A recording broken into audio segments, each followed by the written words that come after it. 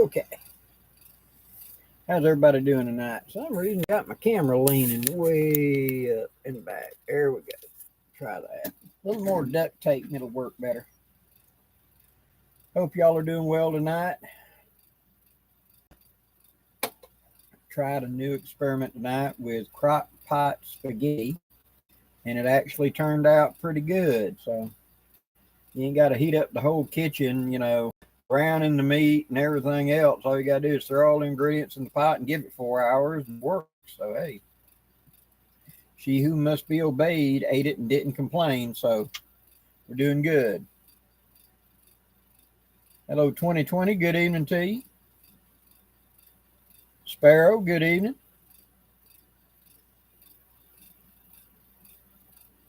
Worm Wrangler, how you doing?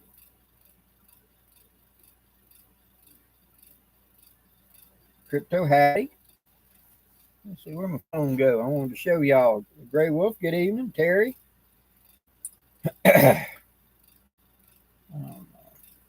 Nope, I undeleted it. I had taken a picture at 10 o'clock this morning when I went to pay the water bill, and it said 96.5 degrees on the local heat thing in front of the city hall down here. So, Terry, good evening. Will, good evening. Blind Squirrel, good evening. Sport Mobile 83, hello to Georgia. Cleveland, Georgia. There's a Cleveland, Tennessee, a Cleveland, Ohio, Cleveland, Georgia, Cleveland, Alabama. They like that name. James, good evening. At one time, it may be different now, but at one time I know that according to the post office, there was only one name not repeated anywhere else in the United States, and that was Frostproof, Florida. Frostproof, Florida is in the city name as well as the state name after it, so it's Florida. Frostproof, Florida was the only name that wasn't reproduced twice. I want to know whether there's another Squaw Squat, because I've been to Squaw Squat, Texas. I've been to Cut and Shoot. I've been to Arab, Alabama, Cairo, Two Egg. There's a lot of little places I've been to. Hello, Mr. Simmons. How you doing?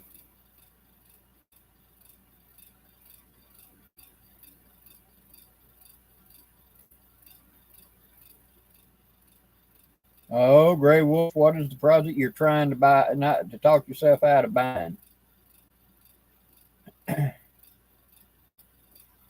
Hello, Tasman. Good evening.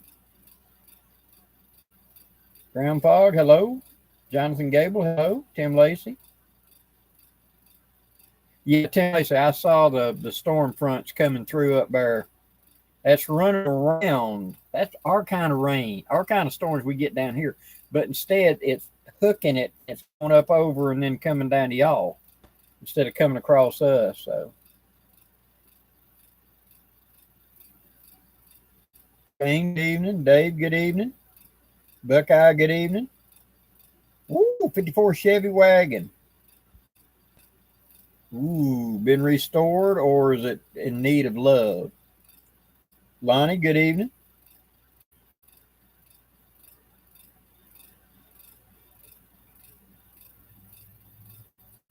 Oh, I love a straight six now. I had a straight six 250 and a Chevy, loved it. Diane, good evening.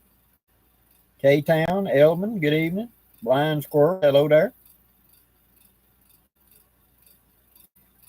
Well, those end lines are just about bulletproof, and they have torque like you wouldn't believe.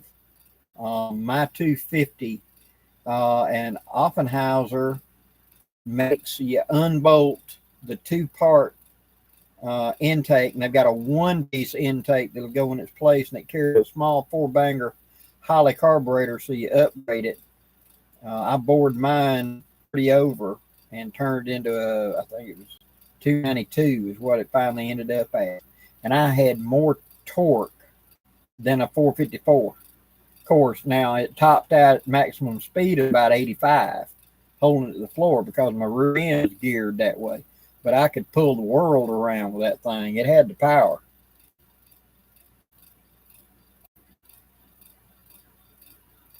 Good evening, Dr. Robert.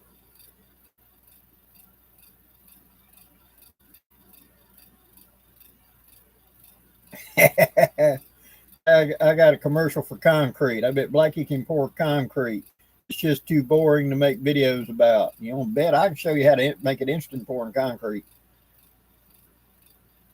I have poured concrete in my days. It was pole, and so when my daddy wanted a driveway, it was 2x4s and quickcrete, or they came up with a truck and dumped it. He had to smear it out real fast with flat shovels and then get a 2x4 and saw back and forth and try to make it smooth. I've spent a lot of time in heat trying to level concrete.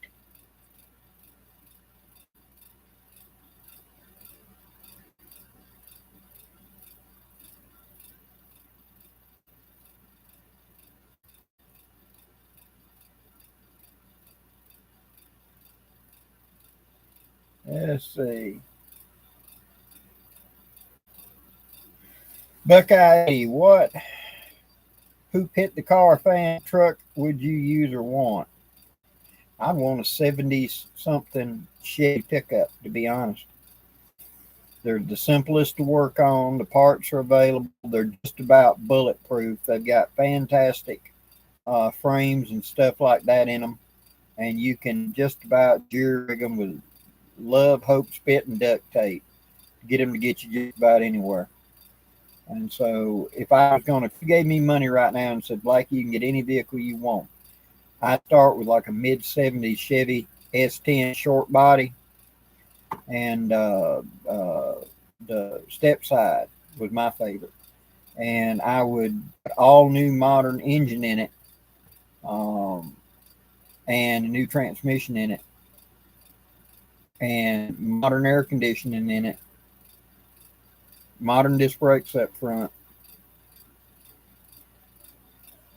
and upholstery, and the rest is finished. And that thing would probably last forever. You know, as long as the engine's solid in it and the radiator's solid in it and the transmission's good, they just don't ever quit. In fact, Ford protested in the early 1990s because when they looked at make and model of trucks on the road, Ford always said the best-selling truck in America. That was true. They were wore out in 3 years.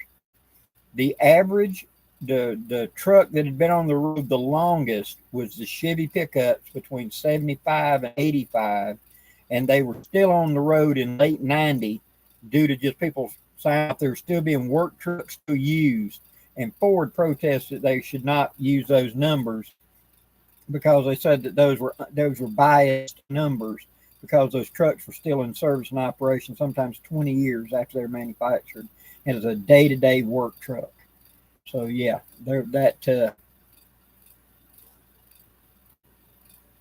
Chuck Miller, good evening. Edgar, good evening.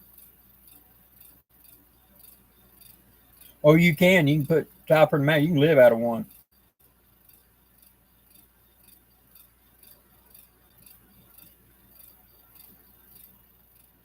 Grunt Woods 81 Jeep Wrangler, yeah.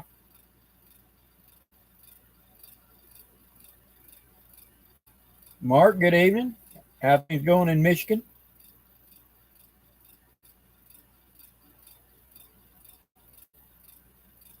Hello, Arkansas Ridge Runner, good evening. Tennessee Smoky, hello.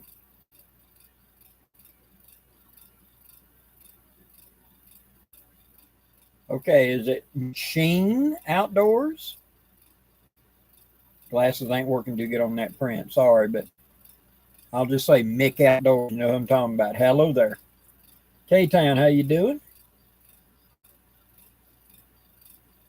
Oh, yeah, Wicked Bike Jeeps are nice. Those Gladiators are very impressive.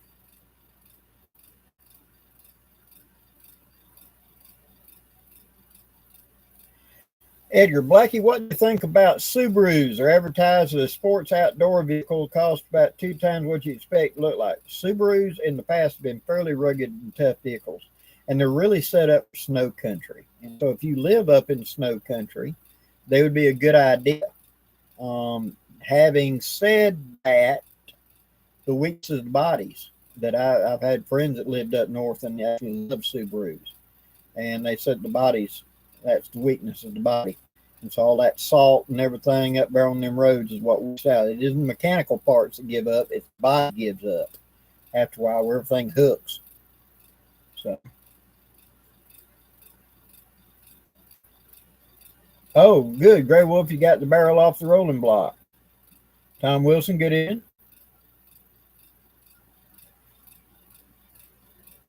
Tony York, yep.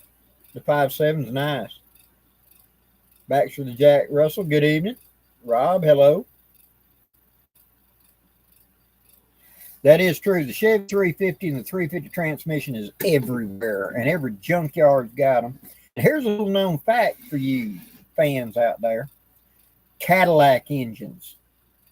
The 500 horsepower Cadillac engine will drop in, and you only got to move one motor mount. It's got to move up one bolt hole. So you got two bolt holes that go there. Just move it up like that. So this bolt hole lines up that and drill another one. And you could move the 500 Cadillac engines, which most of the junkyards give away just about. And you'd have a rear end Cadillac and nothing wrong with that engine. And you get the engine, transmission, all that of those Cadillacs. And those things were made bulletproof and got good gas mileage and had 500 horsepower.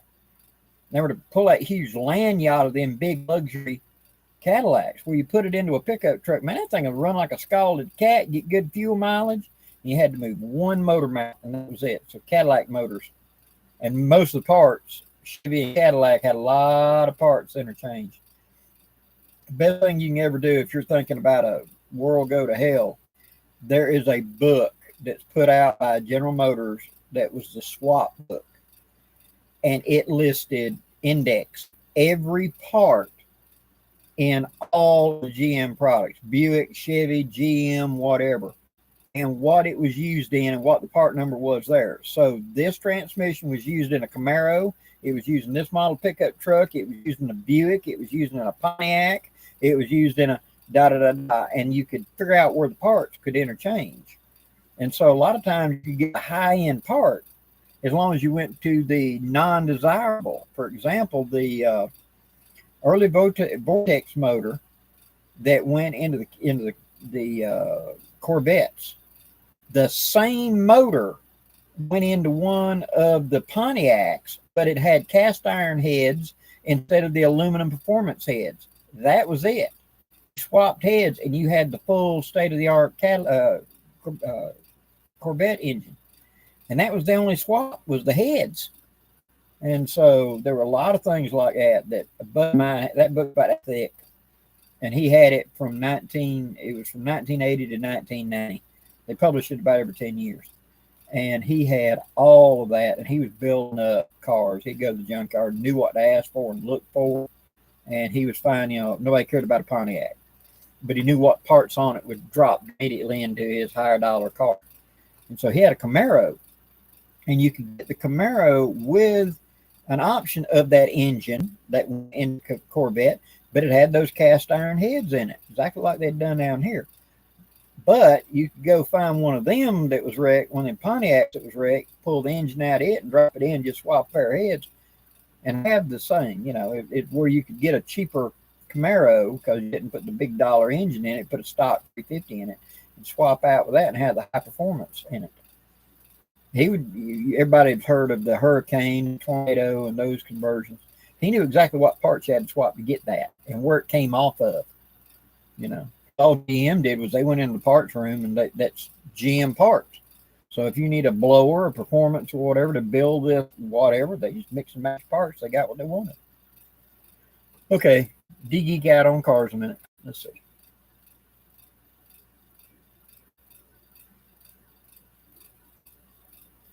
Rob, Blackie, do you or Bear in your reenacting days ever eat maple sugar candy? If so, how do you store it in your haversack? Good question. Probably in a tightly woven, washed linen bag. It's going to want to melt. It's going to want to be soft. And you can get it out of the bag. You just turn the bag inside out and get to it and eat it directly off the bag. We used to carry, there was a type of sugar that we would get that would do that. And you just put it into in fact, a lot of times I just melt it and I'd pour it in the bag. And then if it was cool weather, I'd just bust the bag up and take chunks out and put in the coffee. If that didn't work, I would, turn the bag inside out and shave it off with my knife and put it in the coffee. So how I try to do it.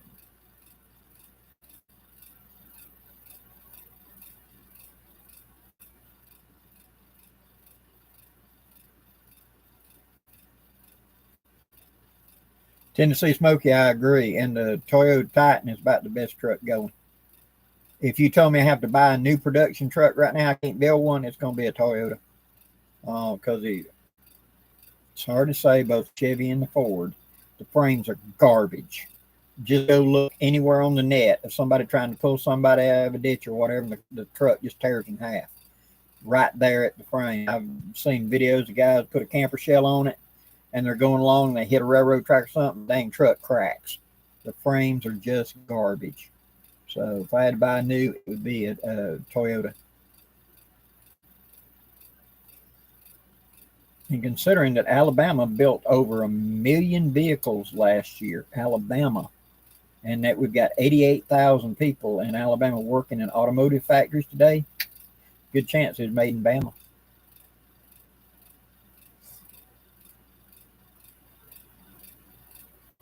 Jonathan Frisbee, good evening, brother. Mick Outdoors, yes, sir. I got you. You got to change just for me.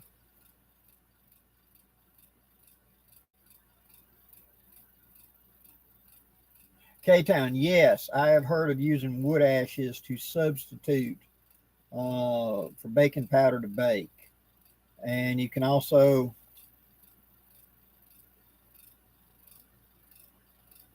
I think it takes the place of eggs as well in bread goods. You can put a teaspoon of wood ash in there. A teaspoon of wood ash equals that of an egg, as well as baking powder. It just makes it rise a little better. I heard of it. I probably have tried it at some point. It's just not, but I have heard of that, yes.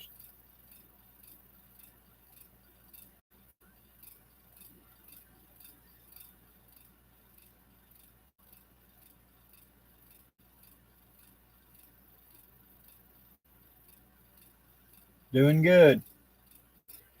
Jonathan, hang there, brother.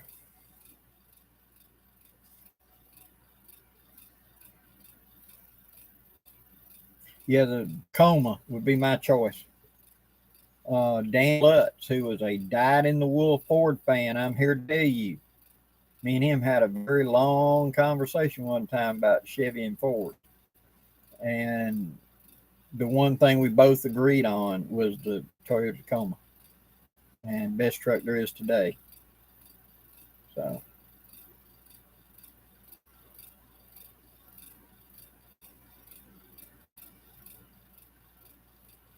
Edgar, yeah, I'm the same way. I was taught with four-wheel drive this way. You never use four-wheel drive. You drive as a two-wheel drive. Four-wheel drive is to get you out. So drive as if you're just a two-wheel drive vehicle. If you can't get out in two-wheel drive, then you drop it into four-wheel drive and get yourself unstuck. If you're having to go in four-wheel drive, you're not getting out. When you get stuck, you got nothing. Now it's start often. And I had a stepbrother that he loved to slap that sucker in four-wheel drive and bog mud up even with the windows, hollering yee-haw, and go get it stuck. I mean stuck. And you have to go find somebody with a tractor. Ricker can get it out. You had to go down there with a tractor, and then halftime a tractor couldn't pull it out. Do you put a come along on it, or we'd have to just let it sit there 2 or 3 days to stuff dry out where you could get in there to get it out.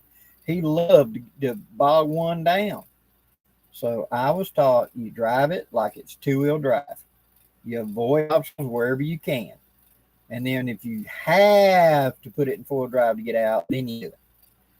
But you go real slow. You don't stomp it in mud. You're just asking to high center and get bogged down. Of course, I'm in lower Alabama, red clay. I know you guys up north in that glacial silt, it's a different world. But just down here in my neck of the woods.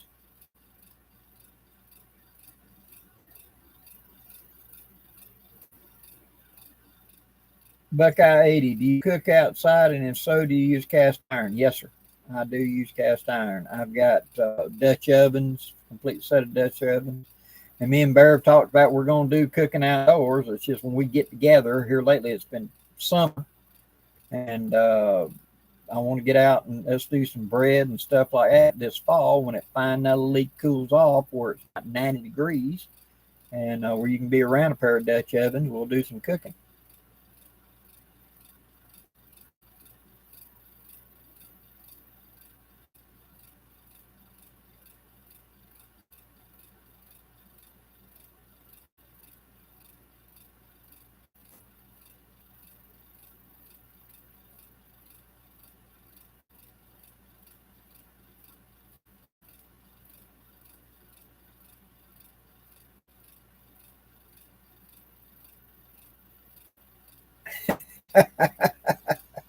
Wicked Viking, I feel your pain. When you're packing a wife, yeah. The advice I do is this: tell her you're limited to one project's bag. I will take care of the sleeping bag, the pillow, that type stuff. But you bring only one project bag. We're not going to have 30 bags of this and this and this. And I might want to work on this. I may want to read this. I may. One bag. You can pack whatever you want in that bag, but one bag on. I had to do that. Otherwise, it'd be, yeah. There was a night we were sharing a room with another couple at a Scottish game thing in Panama City, me and my wife, close friends of ours. We just got a big room with 2 king-size beds in it. And it was howling rain. I mean, blinding rain. And we finally get to the room. Of course, I put everything in a backpack. And we get there and my wife starts, what? I need my blue denim bag. I'm not going to be able to go to sleep unless I get my blue denim bag. I got to have my blue denim bag. She said blue denim bag a dozen times. I mean, you can't see across the parking lot. It's raining so hard. And I know if I go back out there, I'm going to be soaked to the skin in the first 5 feet. And so I said, are you sure it's in that bag? Absolutely. When you open the door, it's right there. It's a blue denim bag. I got to have that blue denim bag. And it's a actual blue jean denim. Yes, it's a blue denim bag. So I went out in that rain. You couldn't see. I finally get to the truck. I open up the door and I look in there, and there were 7 blue denim bags. Everything was a blue denim bag. What do you think my odds I'm going to get the wrong one? I just threw them up on my shoulder and come walking back. They were soaked clean through. All her clothes were soaked.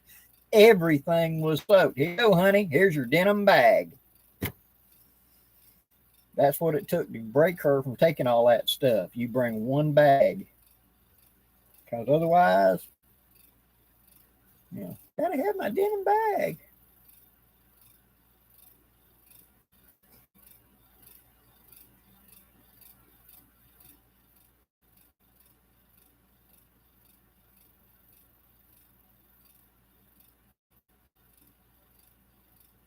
Oh, yeah. Wicked back, and that's just where it is.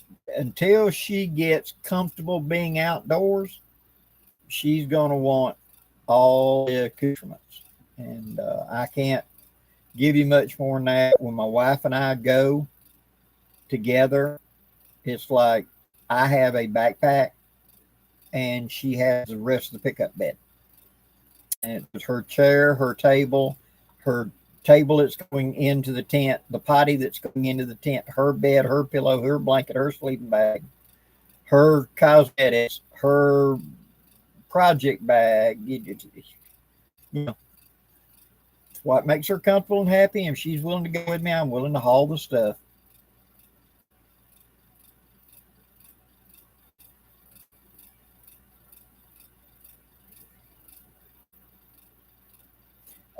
That's one thing we can just point out what is used and what ain't, what you really don't need. Well, one of the things is my wife is afraid she's going to get bored. Well, I'd like to work on my sewing. Well, that encompasses a huge bag.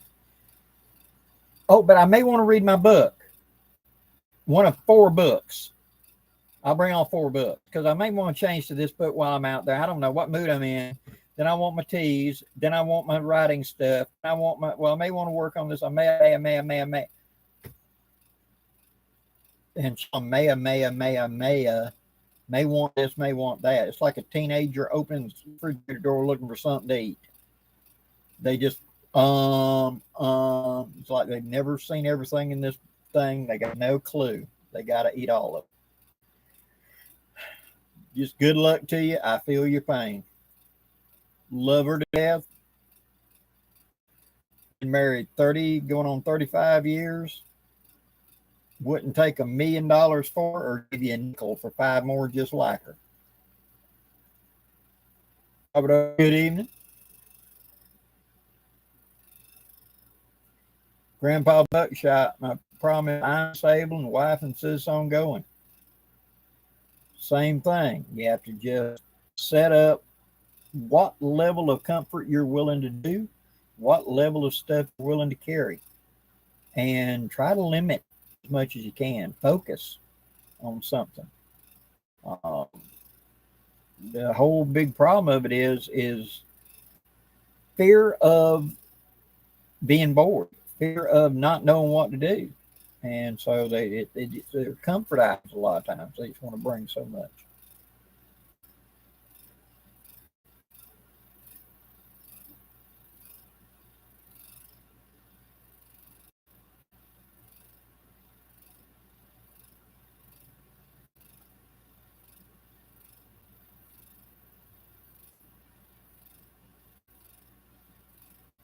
I hear you, Gray Wolf.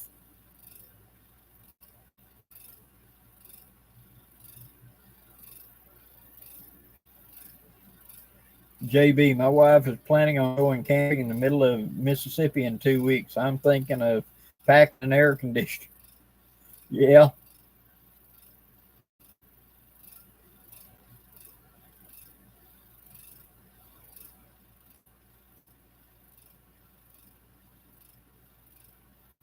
Well, now, okay.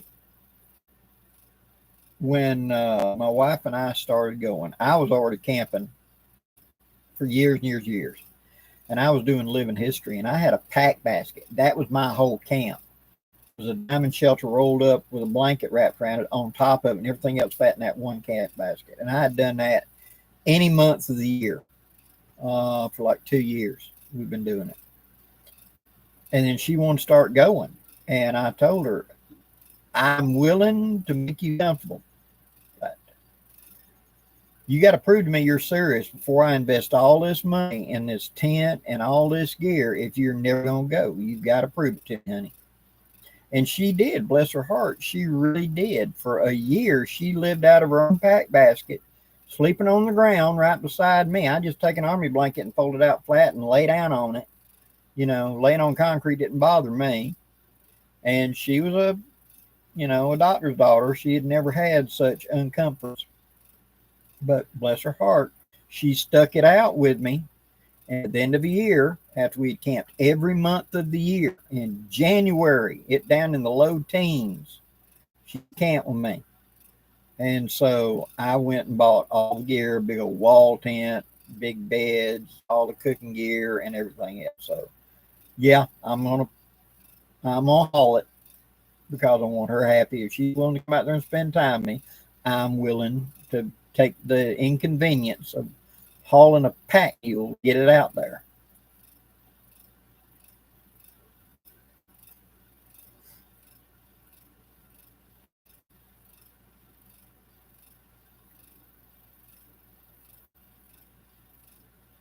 Good evening, Omen.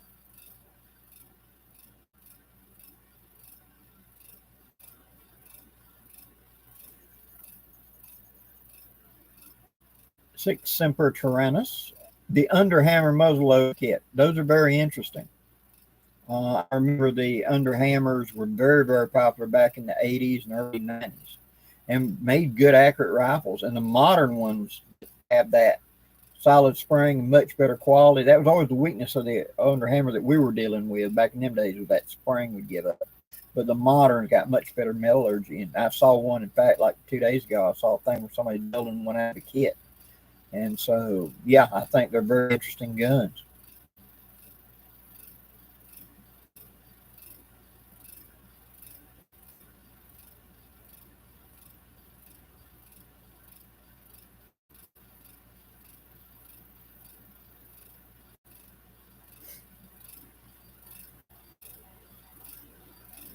Jason Ritter, good evening.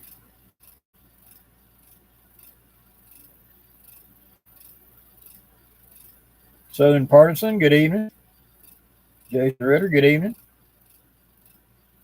Okay, Jason, if you will email me at down and dirty woodscraft@gmail.com. Hold on, I think I got it written down on the back list from last time. Here we go. Down in dirty woods with an S craft at gmail.com. You'll email me there and say, put me on the list. I'll put you on the list for the next run, which should be happening in August. So a couple of weeks from now at most, I'll be announcing the next run, and then I'll email everybody on that list first and give them like several day head start so they can lock theirs in before I tell the rest of the world and start that run. But I'm expecting in about 3 to 4 weeks from now is when this current run's haversacks will be showing up, and I'll be mailing them out. And the run I'll be starting in August will start, and I think they'll come in November, I think it is. I'll find out exactly from Jay. I believe November is when those will be delivered. So, but if you email me there, I'll get you on the list.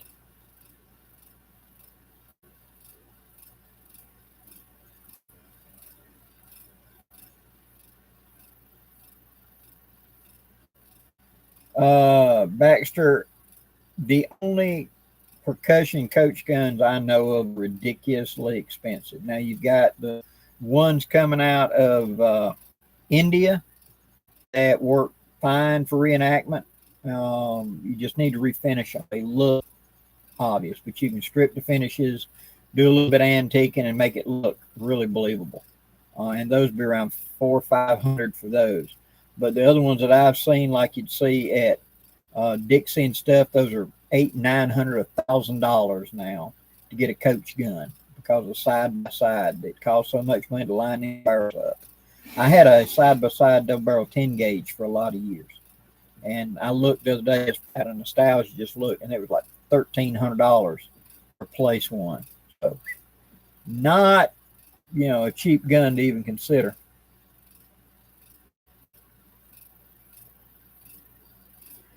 And what's my opinion of the M1 Garand? Really fine battle rifle, makes a good hunting rifle. It's a heavy gun, but it's absolutely rugged and reliable and very accurate.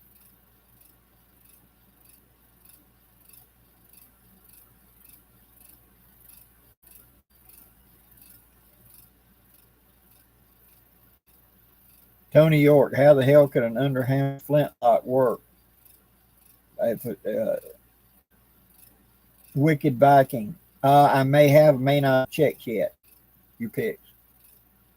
I have actually seen an over-under flintlock where the bottom flint fired upside down. If it's a good fast one, it'll work. And so the underhammer powering the hammer to come up could do. But by nature, the underhammers are percussion guns because that's what powering the hammer. See? And so an underhammer flintlock could be done. You just have to have external springs to run it. But I don't know if anybody's made one. But as soon as I say that, somebody will have one sitting in a museum somewhere. There's been some odd ducks out there. Blackie, are you close to Anniston? I'm about two and a half, maybe 3 hours south of Anniston.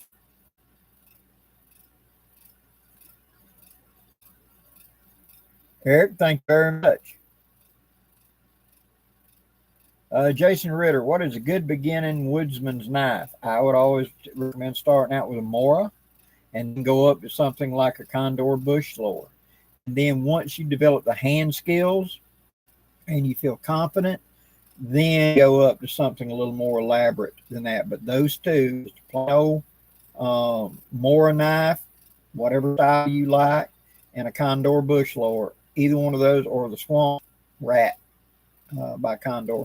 Either one of those two will do 90% of your bushcraft skills. You'll like it. And then once you got your own knowledge, your own in hand, so to speak, then think about going up to a more expensive blade.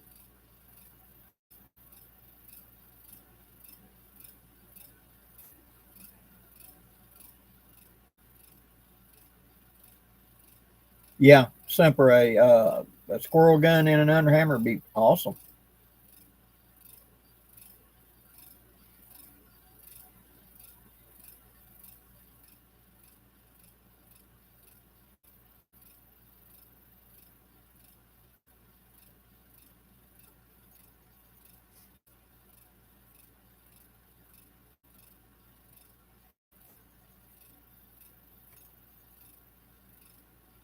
Oh, and yeah, I love the old guns like that. M1 Garand had one. I never had an M1 Garand, excuse me.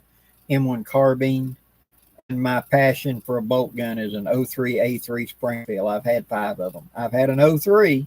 I've had the Mausers. I've had the Mosins. I've had the Lee Enfields. I've had Carcanos. I've had the Arasacas 03 A3. If you say, Blake, you can only pick one bolt action rifle for the rest of your life, it'd be an 03 A3 Springfield. Love that gun. And I want to love the M1 Garand. It's a great gun. But I just love the bolt action 03 A3 so much that I shot bears M1 Garand a few months ago just for nostalgia's sake. And I think it's a great gun. I'd rather have an 03 A3. Just me.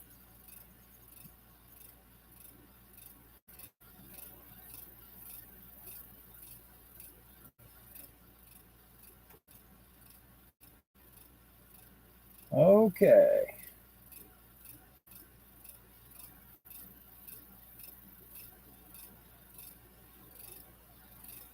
Jason, do you have any of those knives to show me?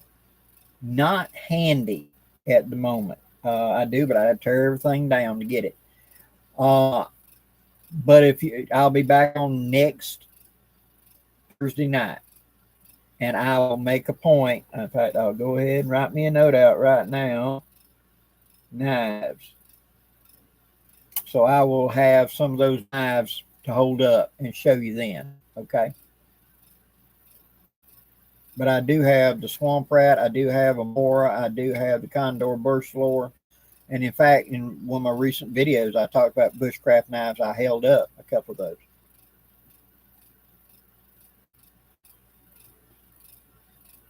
Buckeye 410 gauge is they only loaded at a certain time of year because they use rifle machines because it's actually a 410 caliber instead of a gauge truly, and they use rifle type machinery to make them as opposed to like the standard shotgun machinery. So they run them in batches. So from this month to this month, and usually they show up. They start showing up in late August and September is when you see them show up. So they should be running them in June and July. Send them out, and that's all they're going to run for the year.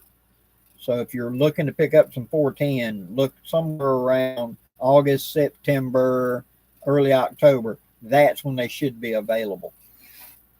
Same thing with caps. Right now, guys, percussion caps, it's time to be looking for them because I saw a thing where I Love Muzzleloading pointed the RCBS caps have come in to the Johnson dealerships. And I remember a couple months ago they were talking about PCI said they would be running a large run of caps starting in June, and that in late July is when they should start getting to the shelf. So start looking at your online sources that you can only pick up caps. They should show back up in stock. If you're going to get them, go ahead and get some because once it's out, they won't run anymore until they do it like a from here to here. Like from June to 1st August, we'll run caps, and they shut down and reconvert it to run small pistol primers. And those are much more valuable to the industry than our percussion caps. Last year they did a small run that even ran out quick. So if you're looking to get some percussion caps, be looking now. And when they show up in stock, take the money, go ahead and get you 1,000, whatever you think you're going to need, and go ahead and pick them up. Because they're only going to run them in batches. Wicked Viking, I have done tri-sticks. Carving them, etc. Yes, I have.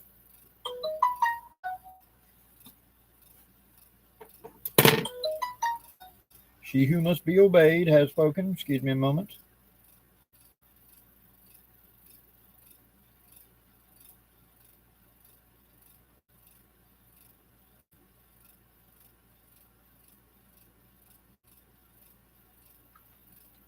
Anyway,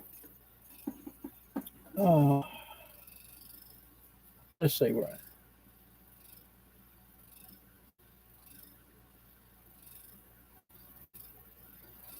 Blackie, if you could only have one gun, what would it be? Ooh, that's going to be a tough one, dude. Absolutely one and nothing else at all. Probably 20 long rifle lever action. If you let me have ammo. Now, if you say nope, you got to handle with ammo, well, then probably like my 4440, because with that I can load it down and just a round ball in it and shoot small game, or I can put a heavy ball in it and I can do what a 44 Magnum handgun does out of this 24-inch long rifle barrel. So that would probably be my choice. It varies what I'm thinking at the time, but yeah.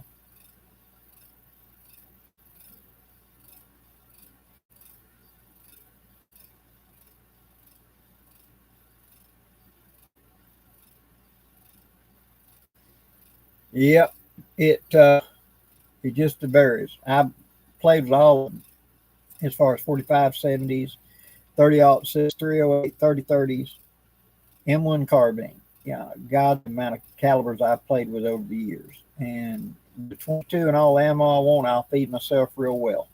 One bullet won't stop them. I bet you 10 of them will. On the other hand, if I have to hand load, I'm not going to be able to get endless amounts of ammo. Then it's definitely going to be something that's big and blunt, and I can easily load and reload and hopefully harvest the bullet back out of the game and remelt down and pour another bullet out of it.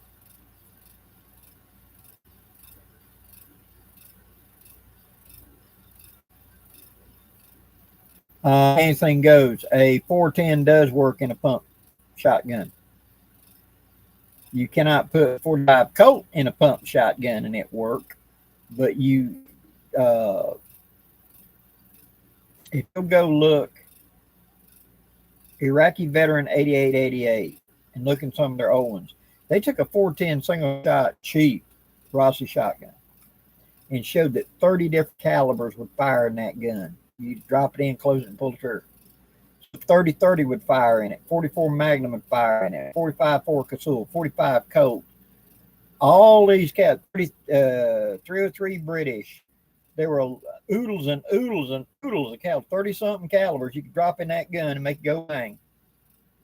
And so for a true survival gun, a single shot 410 ain't a bad choice, because you can always find something that'll drop in there and go bang. Don't mean it's going to be accurate, but up close and personal, at least it'll put a meal on you. You know what I mean?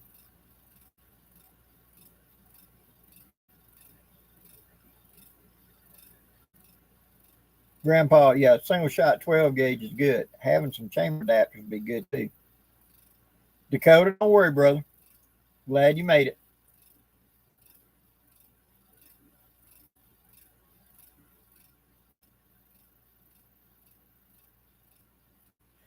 Gray Wolf's correct. That's one of the reasons I like the pumps, is because a single or a pump, I don't really care for automatics. Automatics got to be balanced. Even back when I was doing gunsmithing, I understood that. But a pump, you're the one making it work. And so an anemic, weak load where I'm trying to just pop stuff up close and use very little powder, very little shot, I can do that. I used to make short shells that I would cut off and put a small charge of pistol powder in, put two card wads, and then put a small charge of shot in it, and then drop the card in and glue it in place. And the shell was about 2 inches long, and I'd hand load them in and be able to shoot uh, ground squirrels, stuff like that. Squirrel at 15, 20 yards, stuff like that. Snakes, good for that, getting snakes, and quick and easy. So, about the same time, you load the heavy stuff and take bear with it. Very, very adjustable.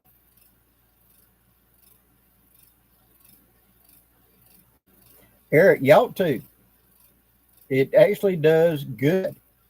But now, here's a warning. Excuse me, Edgar. Here's a warning. Check your game laws. In the state of Alabama, it is illegal to hunt anything with full metal jacket. They don't care what you're hunting. It has to be soft point or expanding ammunition. So you can have a lead bullet in a 9mm. That's okay. That expands, so to speak. You got to have a hollow point or a soft point. A full metal jacket will get you a ticket because of that, even if you're shooting rabbits. They had a guy a couple of years ago, alcohol was involved. He was north of Mobile and he was shooting hogs, wild hogs, Russian boars with an AR. And when the game wardens walked up, he done shot like 5 of them. And he was using full metal jacket. They didn't care he had an AR. They didn't care he had a 30-round mag in it. They did care that it was full metal jacket. And then after he had argued and cussed him out, they fined him $100 per bullet. He had a 30-round mag in the gun and 10 30-round mags hanging on him. $100 per bullet. He financed a nice hunk of land. He didn't know when to shut up. But with, you can use soft point or something. Absolutely, that's legal to hunt with in Alabama. Jason Ritter, what do you recommend for footwear in the woods? During the summertime, I wear a variation of the standard old jungle boot, like a U.S. Army jungle boot. It's got drain holes, cool on the feet, breeze well when you're walking, pumping air in and out. It's got 2 drain holes for that.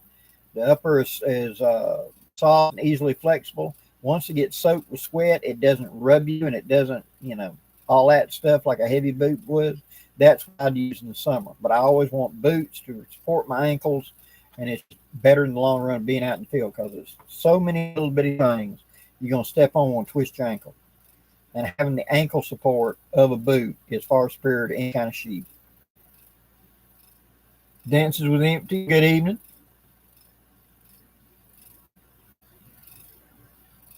Bushcraft Preacher, good evening.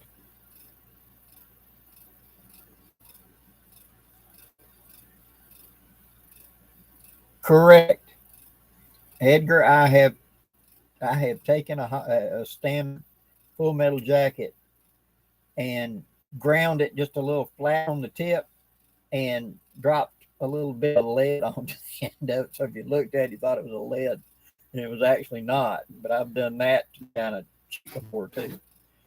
But yeah, as long as it's expanding ammunition or soft point, you're good. Which I used to cast 9mm Lee mold and just cast my own and tumble lube them. They shot fine for what you're talking about. Just fine. Wheel weights and that. Drop them in water. When you bring them out of the mold, you let them have their 10 or 20 seconds to harden, and then you open the mold up and you drop them into a 5-gallon bucket of water, and that'll harden them. And then you take those out and put them in a butter tub, put a little bit of liquid Alox in it, put the lid on, swirl it around, dump them out on aluminum foil, and allow them to dry, and then load them into your 9mm brass, and that works just fine. It'll be lead, therefore it's expanding, even though it's so hard you can't even get your fingernails to scratch it. It's lead, and therefore they won't complain, or they shouldn't. Check your game laws. I don't know what state you're in.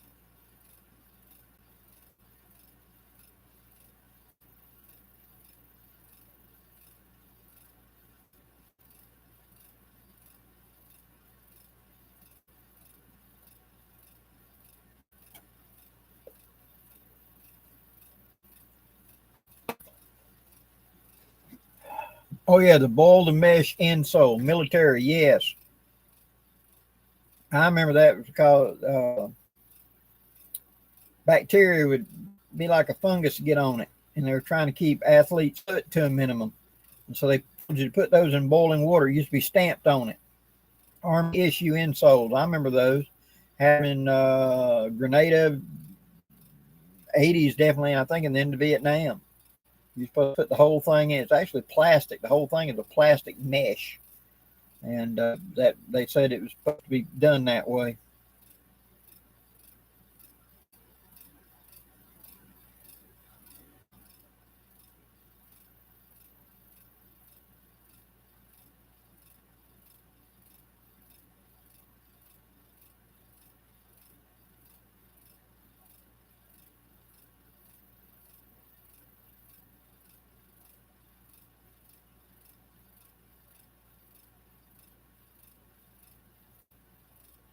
Dances was empty. I have not got any fishing in this summer, to be honest with you. It's just been this, that, back and forth. I haven't had an opportunity. And to be honest, it's the health is not where the doc wants me anywhere near heat. He says I'm such a risk for heat stroke, etc. And so when I get out and I start getting hot, I start hassling like a dog. And so I have to just get in the cool. So, hopefully when it cools off a little bit this fall, I'll still get to get out. But I've got a fishing kit on the way, a small fishing kit going my haversack. So hopefully this fall I'll be able to sneak out there and do a little bit. Me and Bear's got a lake on his land. We've talked about going out there. We're going to try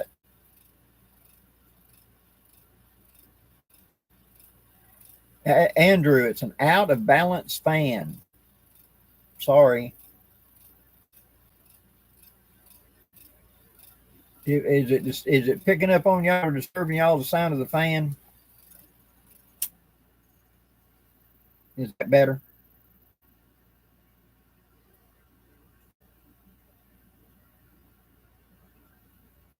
Jason Ritter, where can I get those boots at?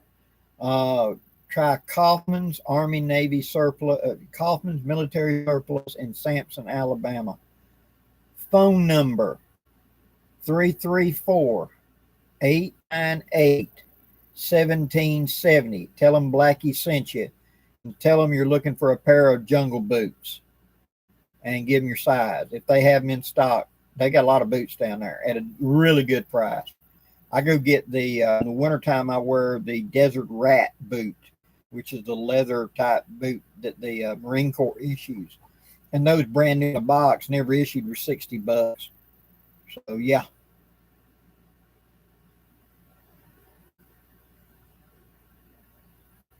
Wicked Viking, tell us more about this fishing kit. It's a small kit in one of those tube sets, unscrew the top and have the stuff inside, you sling it, spiral it back up. When it gets in, I will do a video with it. It should be easier to explain it that way. But I've got one coming to go into the haversack for that. So just hang loose. You'll get to see a video on it.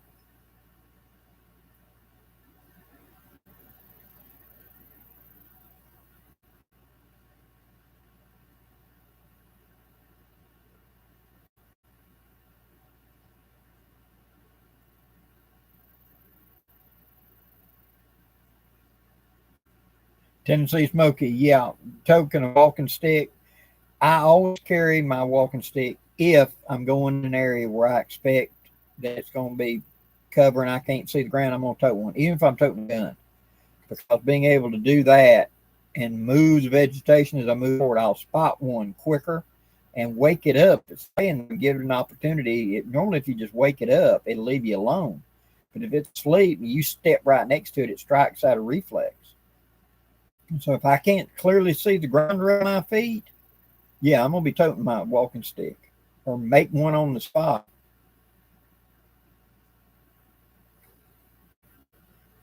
Through failure, we succeed. I like that.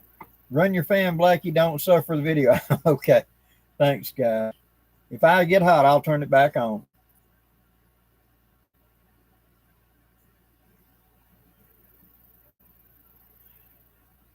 Grim, I have an H&R single shot 270 that does not eject the cartridge after each shot. Like the ejector pin is worn down. Any solution? Okay, question. The ammunition you're shooting in it, is it factory ammo or is it hand loads? If it's hand loads and you've redone them several times, they've not trimmed it, brass may have got a little long and it's binding it up. If it's factory ammo doing that as well, it could be the ammo you're using. All the manufacturers you go to, we call it SAMMI, SAMMI, and you say, yay, verily, this is a 270. And then they hand that out. That's the regulatory body that says this is what a 270 is. And then all the ammunition manufacturers go to make it. And every one of them changes it. So Remington is always the thinnest brass. Winchester is the thickest brass. Federal is always a grunt longer. It's just who's making it. And so I have had guns that absolutely loved Remington because it had a tight chamber. And so that thinner brass was actually making it was actually a touch thinner than the Winchester brass. And if I'd go to load a Winchester, it was kind of a snug fit where the Remington just fell right in and ejected right out. So it might be that, but if you're firing first fire type ammunition, it could be the ejector's worn down a little bit and not punching it out. You may want to dump your barrel out and look on the underside where you got that spring on, put a little lubricant in there and see if that's it. If it's got grit or something in there and it's binding it up and not punching it out like it's supposed to. Wicked Viking, yes, kind of like that.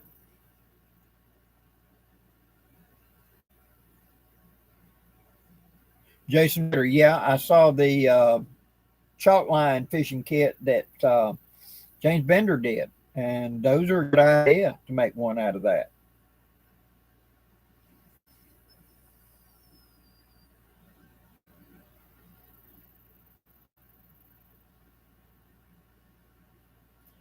David Bush, that's going to be hard to find. 22 long rifle, easy. 22 Magnum, not nearly as obvious.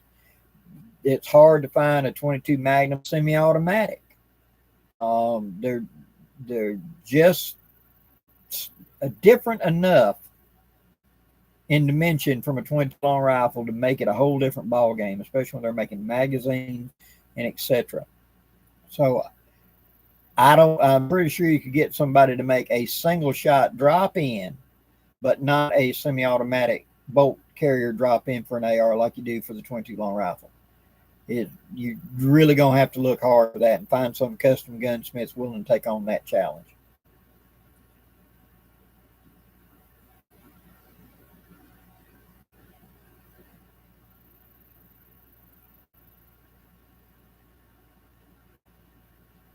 Dances with empty. Blackie, are you just lousy with snakes down there, or do you see them only once in a blue moon? Depends on where I go. I can take you to places that you'll see 20 or 30 in 2 hours. They're in the trees or they're everywhere.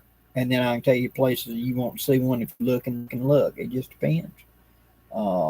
Me and Grouch wore our snake boots, our big knee-high all leather snake boots one time. Went down a little creek about 2 miles from his cabin.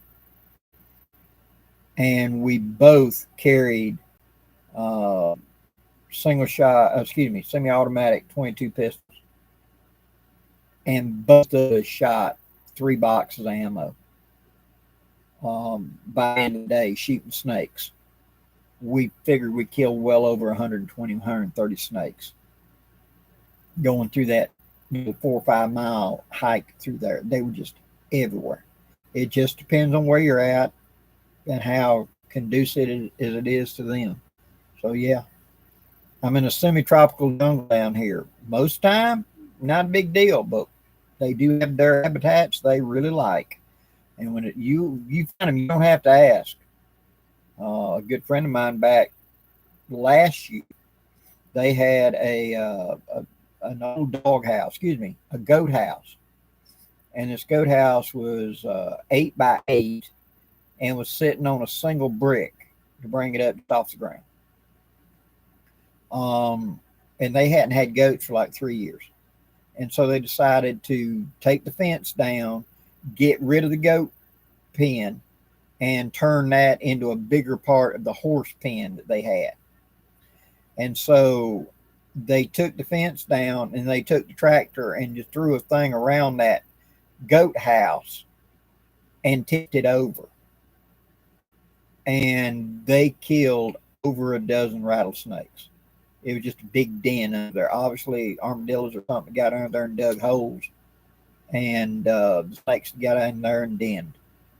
And it was just one snake after the other. You know, and this isn't off on some far thing. This was like 75 feet from their back door. And they had not seen a snake. Didn't have a clue there was a snake anywhere around that. And you know they wasn't in there when they had the goats, because goats eat a snake. They think it's a delicacy. So them snakes had moved in and set up probably in the last year and a half. So yeah, it depends on where you're at and what you're doing. I laugh when people tell me, Blackie, I don't see any reason to carry a gun in the woods. I got places in Pea River Swamp I'll take you. You'll beg me for a gun before the morning comes. I mean, you'll be crying like a baby, begging me for a gun. Because there's a lot of stuff in there that's got teeth. And ain't scared of you.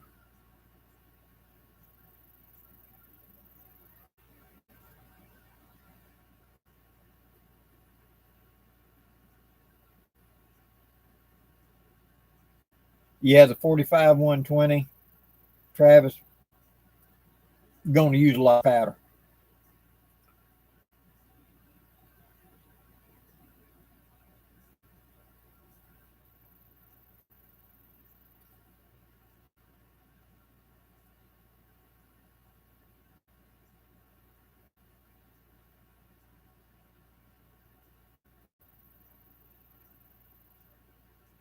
Wicked bite. I can honestly say the most snake I've ever seen. It wasn't a poisonous snake, venomous snake, say correctly. Here in the South, we say poisonous, but it's really venomous. It was on the Seneca Reservation in New York State doing a Eastern rendezvous, and it had rained unbelievably before we'd got there, and just like 10 inches of rain in 3 or 4 days. And the ground was absolutely sodden, and we had to be towed in by a big wall of a tractor to get us into the site. And after we got set up, well, just down the hill from us was a rock pile, and it was these green garter snakes about that long. And I don't mean like one or two, I mean hundreds. And you'd open up a camp box and there'd be 10 snakes in there. They didn't try to bite you. You just pick them up, throw them out. You know, they completely could care less. They're hunting each other to breed. But we had to move our tent uphill because once it had quit raining and it dried out and snakes came back out, they're everywhere. I mean, you just, you know, you look like a drunk dance trying to walk, trying to avoid stepping on snake. They're all about that long. They were garter snakes, green garter snakes. And but there was just millions of them things. I remember my friend opening up his camp box, and there was an opening where the handles went in, so you could stick your hand inside the box, you know, about 2 inch wide. And he opened it up, and he pulled 12 snakes out of his blankets. He just, you know, hook them up on his hand, hold them up. They wouldn't try to bite you or nothing. It was like picking up a worm, and he'd stack them up and throw them out the back of the tent. He finally learned to put duct tape on the inside to keep him out of his box. It was a rough week camping out up there.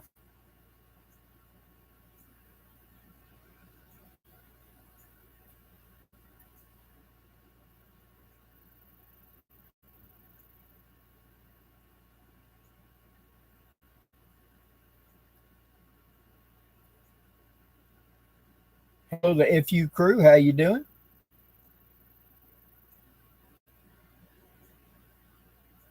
Yes, that's an empty. Black snake is a king snake and eats other snakes. Um, and down here in Alabama, we have the largest indigenous snake in the United States, which is the blue indigo, and they can be up to 12, 14 feet long. They're black, but when the sun hits them just right, they're actually like a super deep blue. It's almost like a super deep metallic blue on them. and they could care less about you. They love snake. They eat snake. That's what they do for a living. And they will run one down. If they see one, they'll chase it down and eat it. And but still, it kind of, and it's a $25,000 fine to harm one, hurt one, or capture one. They're serious about you. Leave these suckers alone. Of course, now we've got the non-indigenous anaconda and python down in the Everglades, and they can stay down there. Come up here, we're going to start publishing, this 500 pounds of chicken. Somebody said, what we're going to do about get them out of the Everglades? Start publishing recipes for snake. And rednecks will take it from there, because when you think about it, which is the biggest snake? Well, are you talking about weight or length? Because the anaconda is the biggest. It can be up 500 pounds. And the python is the longest. He can be up to 21 feet. But he ain't nearly as heavy. He's like 200 pounds. So if you're looking for weight, the anaconda. Looking for length, it's the other one. But yeah, you got 200 pounds of meat sitting there. It tastes like chicken. Redneck figure away, What do you mean you can eat that thing? Yeah, you can eat them. They taste like chicken.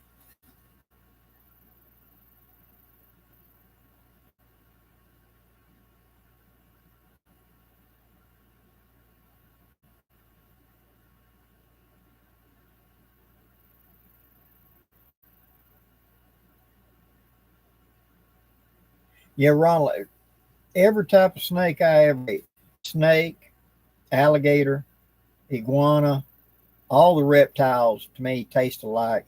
It looks, when it's cooked, like white meat chicken, and people say it tastes like chicken. It doesn't taste like white meat chicken to me. It tastes more kind of like dark meat chicken, or kind of like pork loin to me. If you blindfolded me, handed me to me, I would probably think it was pork loin, to be honest with you. But I never tasted one that had any different taste, and we cooked differently to taste differently. I had spices and stuff. But we used to have a rattlesnake rodeo down here at Opp, Alabama every year, and we'd have all kinds of cooking contests for snake. And people would show up to try snake.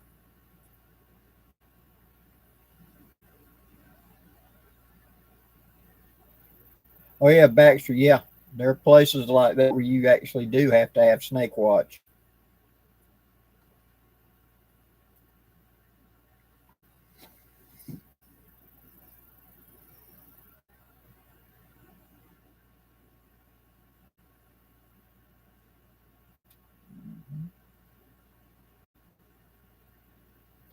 I don't know if the pine snake there in the north is the same, but it would taste the same. But we have a pine snake down here that's all a black snake, and it flare its head and hiss at you, trying to look bigger and tougher. And it acts very aggressive, but it's really not. If you'll just go at it, it'll turn all butt. But there are no venomous black snakes. However, you can have a moccasin that can be almost black till the light hits him right, and then it's just so dark brown you can see the thing. But for the most part, I have never heard of a cross between any of the non-venomous and that. I have seen and have heard of a cross between a rattlesnake and a moccasin crossed, and I have seen a copperhead and a moccasin crossed before. But I've never seen a non-venomous and a venomous snake crossed. Luckily, but I'd hate to see a blue indigo cross a rattler or a timber rattler. That'd be terrible.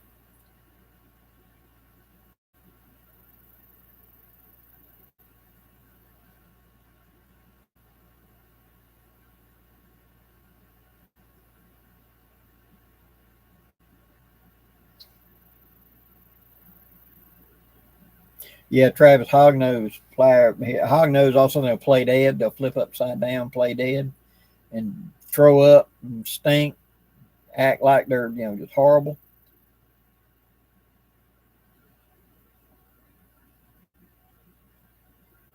Andrew, I don't know. There was a time when Starline made all brass 12 gauge, but that was several years ago. I know there was a bunch of them came out of Russia back in early 2000s. I haven't seen any in a long time, but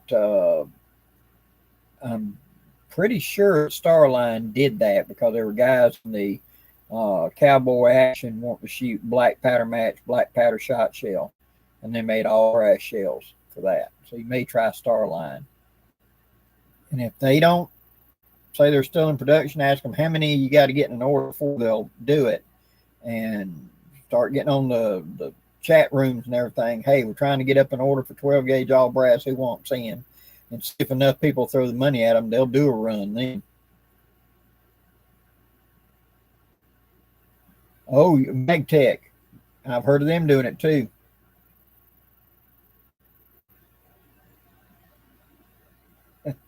Edgar, I'm sorry to hear that. Didn't mean to scare you.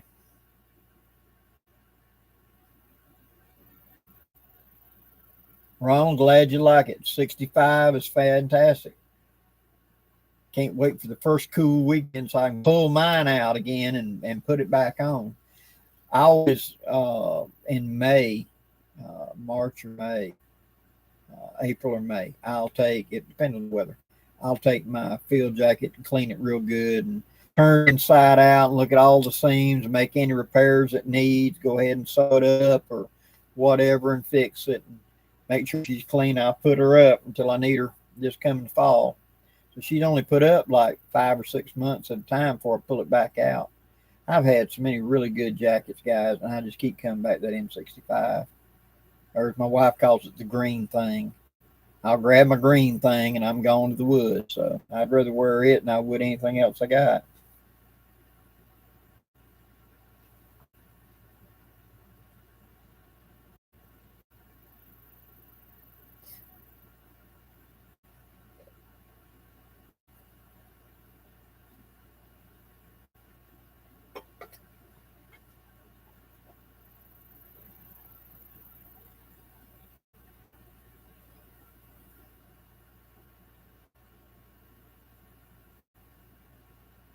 Yeah, James, I've used that too.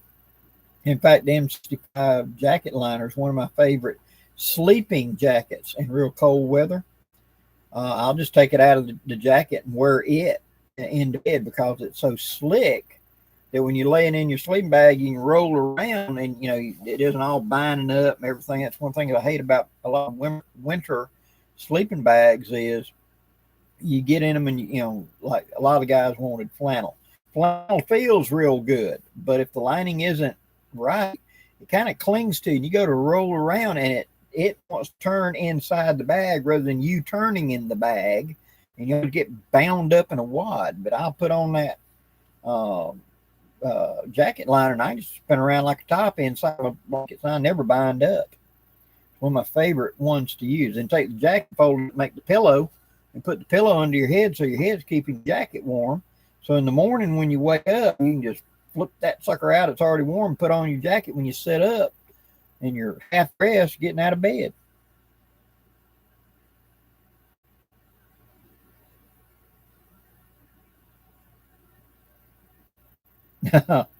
Awesome. I wish I lived someplace that's cool enough to do that, Ronald.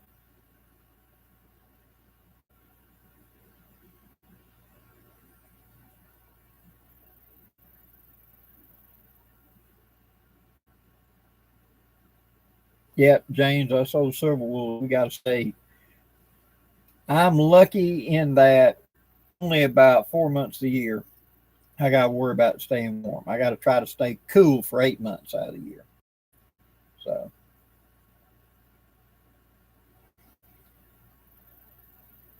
in fact, after the doctor had been giving me such pains the last couple of years about stay out of the heat, stay out of the heat. Remember, my wife said, "You want to just move north where it'd be cooler?" And we thought about it a little about moving to Tennessee or North Alabama or something, try to get out of the heat. But I don't know. I'm kind of used to the place. You know what I mean?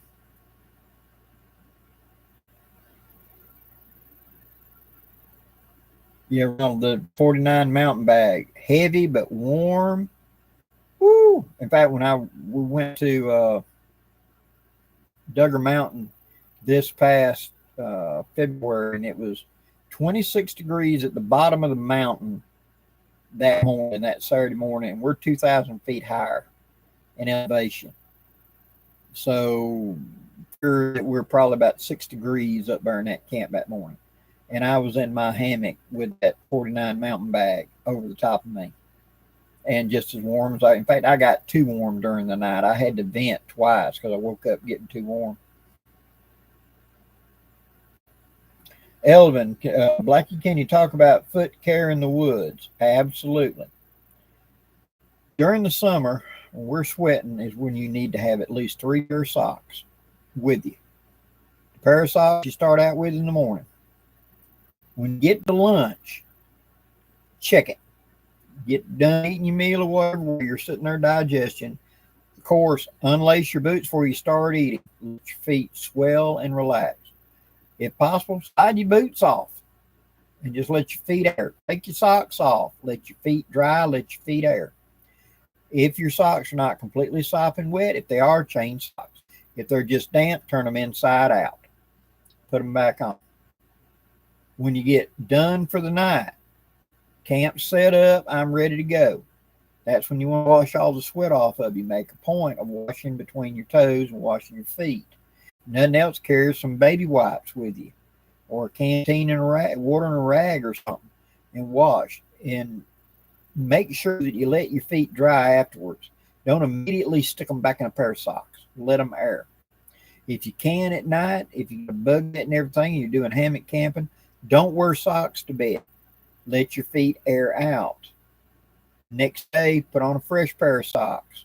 That dirty pair of socks you had, if you're not going to be out too long, just wad them up and put them in the bottom of the pack. On the other hand, if I'm going to be out here a week, take that pair of socks, wash them, wring them out, hook them to the back of the pack somewhere they're not going to fall away.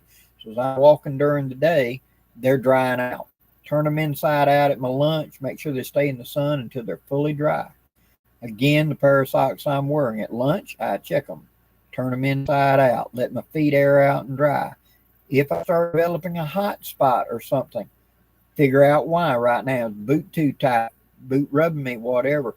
Carry moleskin to be able to put a square on and protect that area. Once you get a hot spot, you can't do nothing but just bleed, because you can't stop walking. So you got to do something to protect your feet. And then, of course, whenever you get home, always wash your feet real good. Soak them in a tub a few minutes. I call it letting my feet swell when I get home. I'm going to put my feet up and just take my shoes and socks off, sit in the recliner, and let my feet air out. Let them dry out. Then I'm going to go take my shower, clean up, and go back. But always, always, always, always keep your feet as dry as you can and air them out whenever you can, because the actual tissue, the skin on top, will get saturated and will be soft. Even though it appears to be dry, it's actually soft because it's kind of overhydrated from the sweat. And that layer will want to come off, and it's just perfectly primed to do blisters and everything else. So by air drying them at lunch and overnight, by not putting anything on over your feet in a sleeping bag or stuck on the bottom of the hammock down there, your feet will dry out and keep that overhydration, keep the skin from getting too soft, tearing too easy. This is what I've done most of my life, and it's helped protect me, and I rarely ever get a blister. And yes, wool socks are the best choice. I've always carried wool socks. I like military issue wool socks. I don't wear pure cotton socks for hardly anything. Maybe to sleep at night at the house when I'm not doing nothing. But other than that, it's wool or wool blend socks, what I always use in the field.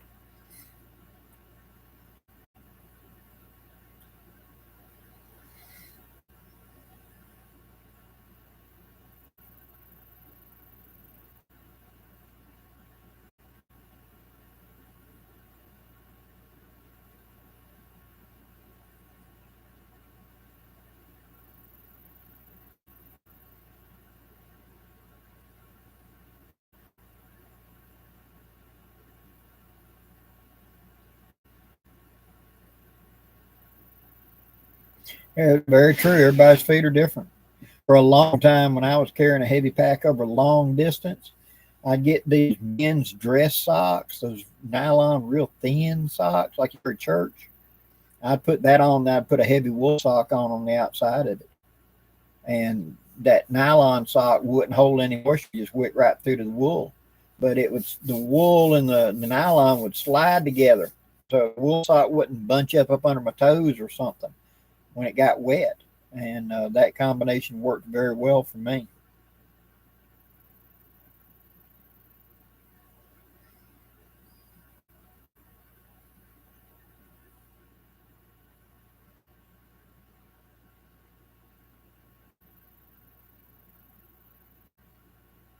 Sure, Baxter, go ahead.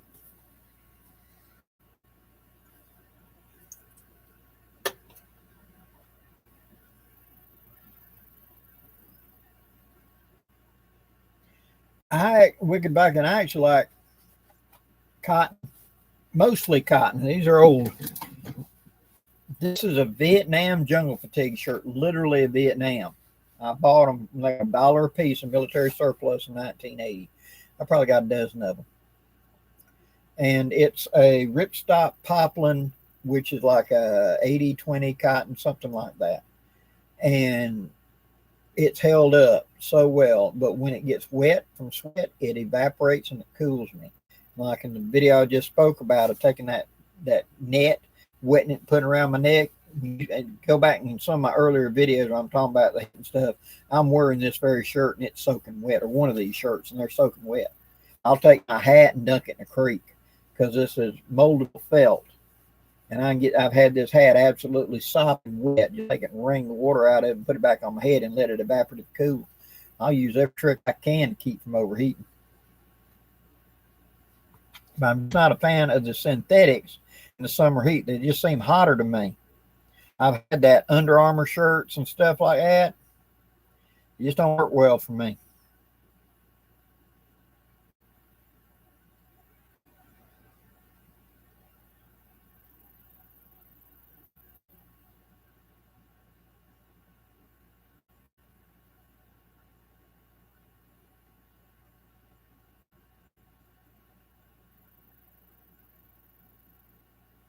I got you.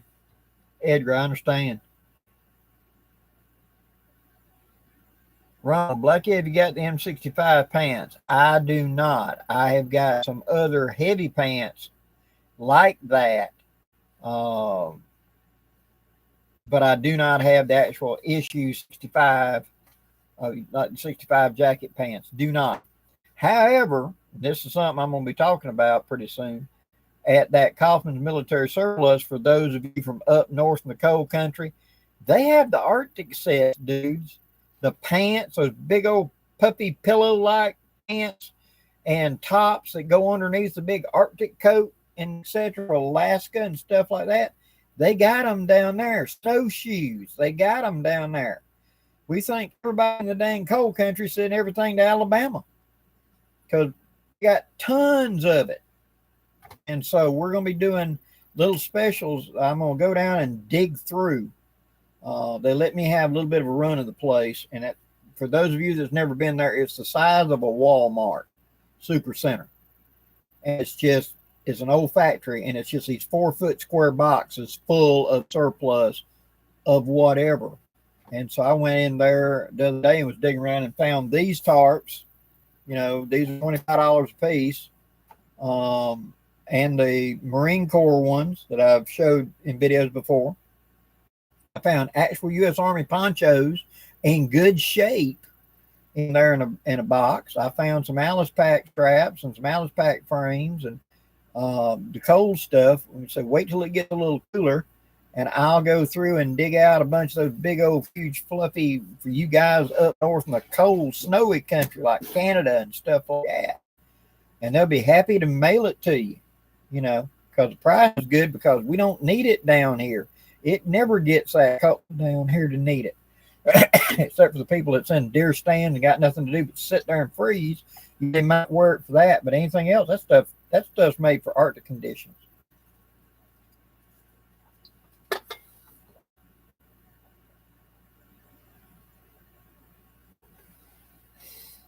Adam and Eve, Blackie, how do I figure out foot-pounds of energy shooting Ruger Old Army 60 grain, 3FG round ball, 158 grain Remington Army with 40 grain Pyrodex? You need a chronograph so you know what the velocity is. If you know the weight of the bullet and the velocity of the bullet and the diameter of the bullet, you can plug in, just go online and do a Google search for ballistic computer. They're online and for free, and you just punch in how big diameter is the bullet, what is the weight of the bullet, what is the velocity of the bullet, and it'll give you the energy. Doesn't matter where it comes out of a Ruger or comes out of an 1860 or comes out of a 357. As long as you know the diameter, the weight, and the speed, it'll do the rest. But you got to have a chronograph. And that's one of the reasons I own a chronograph. They're only like 50, 60 bucks, a little bitty one to open up with the little sky screens on. Did you seen in my videos? That's why I use that. Yeah, Jonathan, I get my winter gear at Costman, snowshoes included. Yeah, snowshoes included. Me and Jonathan dug for like 3 hours up there one day digging out stuff.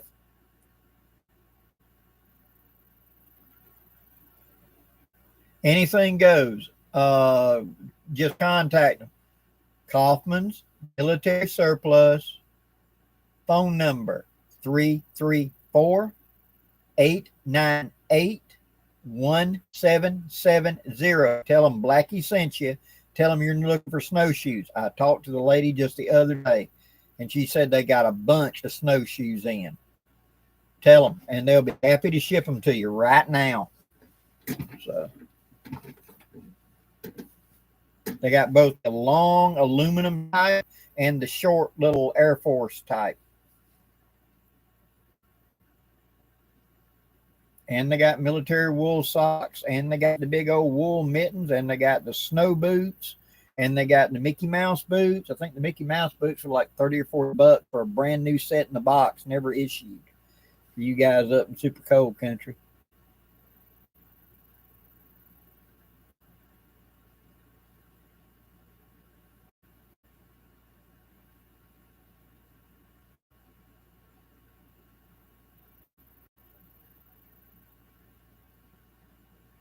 Yeah, through failure. I understand. You know what that fur around that edge is for? When your breath freezes, you can break it off of that easy. It doesn't become a sheet on the end of the thing and droop it down. The real Army issue gloves, that big old glove cover that had the fur on the back, you know what that patch of fur is for? So you could blow your nose. It was wolf fur. You blow your nose on it and it won't stick to it. You could sling it off and freeze in just a second. You could do like that and it'd fall off of you. And it's so you could wipe your face. And frost won't stick to it because it won't stick to wolf's fur. It'll just fall off when he flexes. So you could actually take and wipe your face and get the stuff off your face and keep it from the ice crystals and all from getting some bad on your face. I had a pair of those when we used to have to go up north and put radars and stuff in. I remember somebody saying, "Why you even have this? You way down there." Yeah, but I've been in Minnesota and places like that during blizzards trying to put up radars. Yes, NF Skunk Ape, they do have shelter halves. Anything goes, glad to do it. Like I said, tell them Blackie sent you. They'll hand select because I sent you. They'll go and get the best they can find and not just grab whatever's on top of the pile, but get the best they can find and send to you.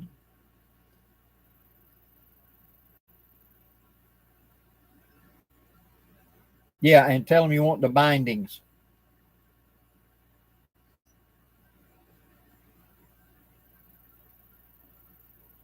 Jerry Donnelly, excuse me. Good evening.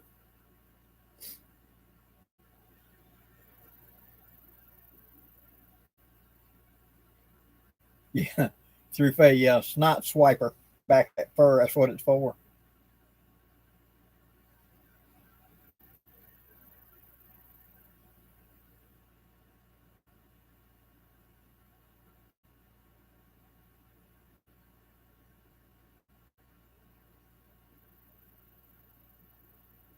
Yeah, the as far as the I brought Dan Lutz and Randy Smith and them to that surplus place first time. And out in the parking lot between two containers sitting there is a stack of snow sleds. It's the fiberglass snow sleds. The guys have the harnesses and they take cross country skis and they pull in snow country. There's a stack about a dozen of them, and I think he wanted like $40 a piece for them. We don't have snow down here, and so why are these doing down here? I said, well, we use them to put what they sell them for the most is people got an ATV and drag it through mud, and so they pile stuff on the back of it so it'll surf it through the mud with an ATV pulling it, take it through the mud and stuff like that on trails. But it's really for snow. But it's in Alabama, the big old Arctic sets with all the layers and etc. The big old Arctic socks and mittens and all that stuff. It's got piles and piles of it, and we don't need it down here. It makes you think you must be able to go to Alaska and they must have all the tropical stuff, or the desert stuff must be up there. You'd think that it would be down here, but hey,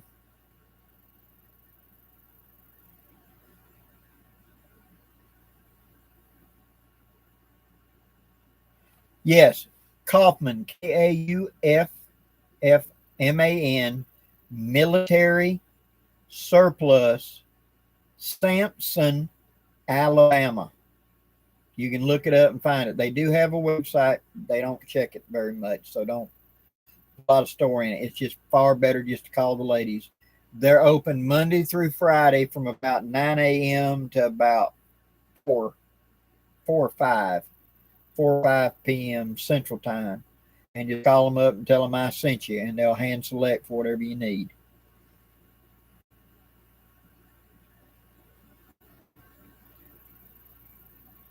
Bushcraft Preacher, thank you. Yeah, actually I liked it. I kind of liked the gray. I know a lot of guys didn't care for it, but I think they got off the idea. But gray is not a bad color to have as far as a camouflage, so you blend into everything.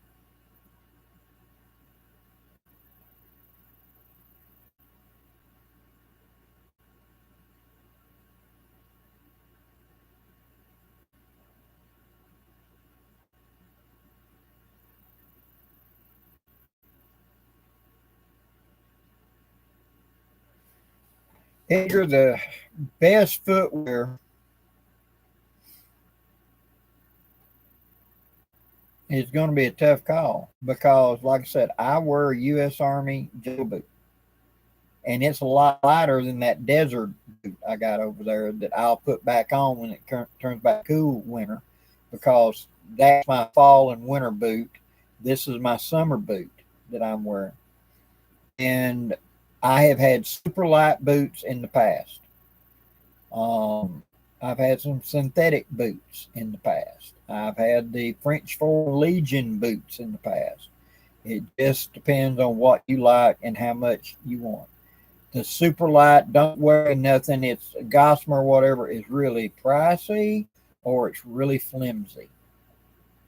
Unfortunately, that's the way it runs. I'd rather have a boot that's going to hold up. And I'm getting somewhere 3 to 5 years of daily wearing, because I wear these boots daily. I don't wear them just when I go to the woods.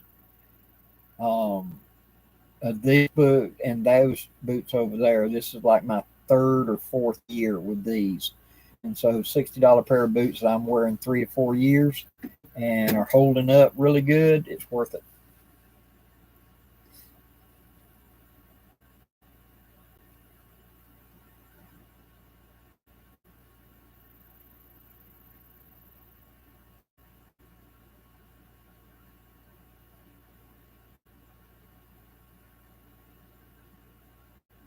$2020, yeah.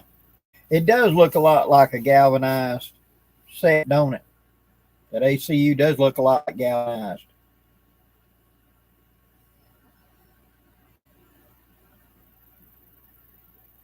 Yeah, the jungle boots in the summer, because they're lighter and they vent better. And the desert boots are actually thicker and warmer. and I think they only got one vent. And so that's the reason I wear them in the fall and winter down here in my section. Now, if I'm going up north, I've got another pair of waterproof on the bottom. I think they're red ear, something like that, boots that I rarely ever wear. But they're waterproof, and I wore them when I've gone up north in snow country, because the desert boots wouldn't be good in that. The desert boot's just like a heavier jungle boot, but that waterproof boot, I think Red Ears who made it, would be a better boot up in that neck of the woods. And I've carried them up there a couple times when I've gone up there to visit Dan and was going to be walking around in snow. So.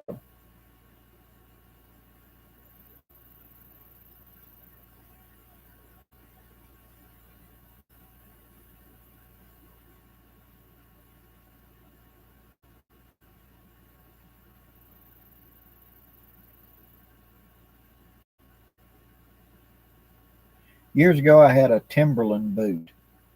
Man, I wore them things. I resold that boot 3 times. It was my daily work boot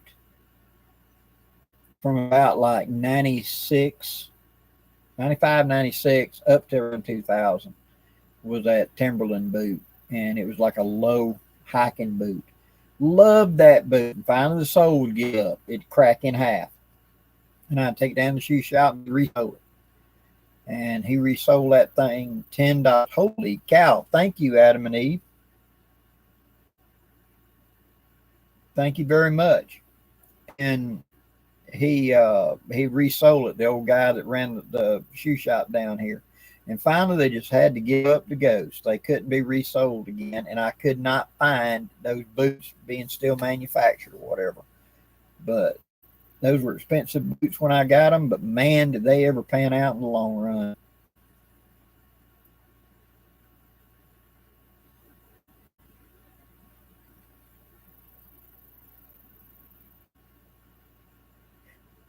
Yeah, Edgar, the cowboy boots with we call them roach killer points because you can kill the roaches in the corner with it. When I drove a truck, I like the square toe dingo boot over the pointed boot, but my dad loved the pointed boot for some reason. And I just never got to liking pointed boots. I like the flat toe on a boot.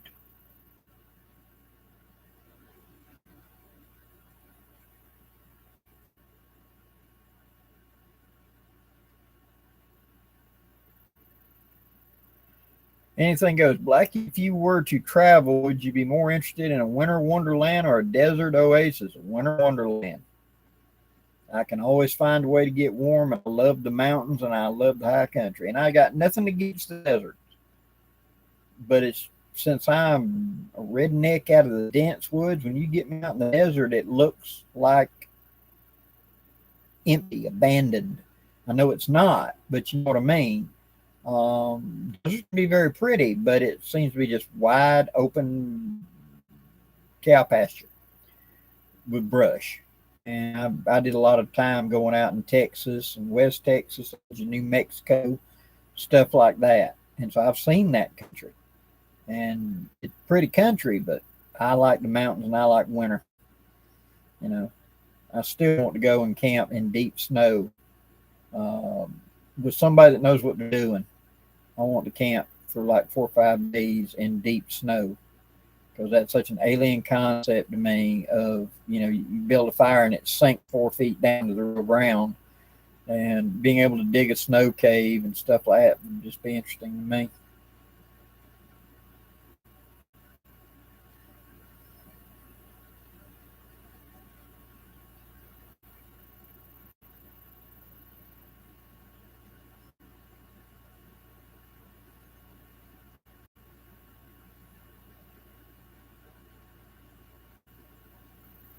Yeah, Wicked Viking, that's the thing. In depending on our winter, I have seen it where it has been 25 and then 75 in the same 24-hour period. Now, which one do you dress for? If I come, I've got to have them a 25 to be warm. but I'm going to be dying when it hits to be 75. And so for camping, you got to have multiple layers you can peel on and off. But we would see 20 or 30 degree temperature change between night and day down here. And Michael Croman was a gentleman that I was friends with for quite a while. He was up in Michigan, and he was talking about the cold up there. And he said the high that day had been 4 degrees and the low had been 15 below. So you had your entire temperature swing was only 20 degrees. Yeah. I said, okay, it's going to be 22 tonight, and it was 74 this afternoon. 50 degree temperature change. Which one do you dress for? You know, it can be a challenge.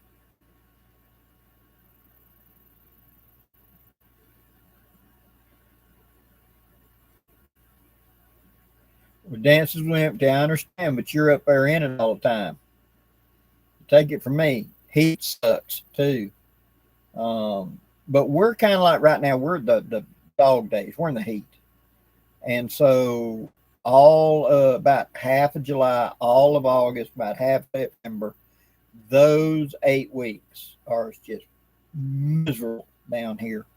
Very high humidity. Right now, here it is, 8:30 at night, and it's 85 degrees outside with 81% humidity. It probably will only drop down to maybe 80, 75 maybe tonight. And just when you walk outside, it's like walking into a sauna. You can feel the air going in and out of your lungs.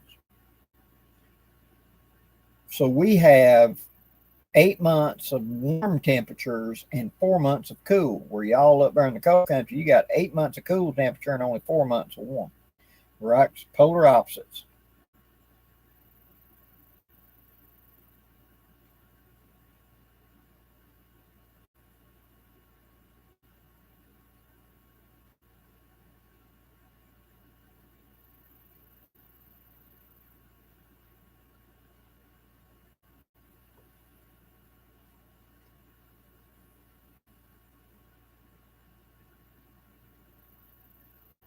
Yep. That was the thing when I left here and went up to Dan's for the first time. We were going to be doing a class. And so I went up to help him with that class. And I left down here and it was 88 degrees. It was in November, but where our winter was, it was 88 degrees that day. And when I got up to Dan's house, it was going to be 17 that night at Dan's. And we were going to be camping outside. It was a night. And of course, they're all used to it. And so the little snowball from Alabama was all bundled up, and they're thinking it ain't even really cold. And so we sat around the fire and we talked and everything else. Everybody went to bed, and then, you know, I said, you go ahead and laugh. The little Alabama boy, go right ahead, have a good laugh about it. Well, then they came down in September. And here it is, you know, it's cooled off to us. It's only 90. And they're dying in the heat and they can't breathe. And we're going, man, it's 15 degrees cooler than it was last week. This is a cool snap to us. Wow, it's cooled down. We're lucky, you know, after going through the summer heat.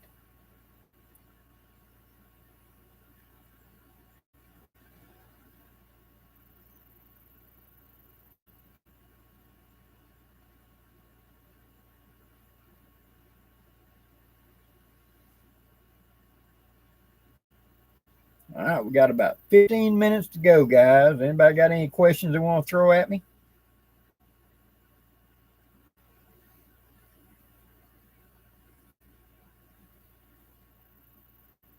Everybody's going, I went and did a video today on the forgotten bushcraft map, the lockback, or the big folder. Like this. Nesmont got a big folder, 2-blade. And I'm gonna do a video on this because I put this in that kit. Remember I did the 10 C's in a small little kit. I put this in there, and so many people have asked me about it. What make and model is that? And so I did a video talking about it and how this can be used for bushcraft. And so I did the one today on this, and then I'm going to do one on the Bud 110 because that's one of the icons too, and I got a lot of experience with. Then I'll do the K-Bar 1607, which is the one near and dear to my heart. I carried one for 20 years, literally. And I'll show you that knife. I still got it, and it wore out. And then the one I got to replace it. And then I think I'll do one on the one like my granddaddy had, the Granddaddy Barlow, and show how this can serve as a bushcraft knife too. That's going to be like 3 or 4 videos in that series just to show various models and stuff like that. So that should be really soon. Wicked Viking, Blackie, do you know any good sources of prairie survival camping? I do not. Just stuff I've seen in passing. People out west who's going to know more than me. Of course, Cody Lundeen, he's a Western guy. He does desert. That name pops to mind.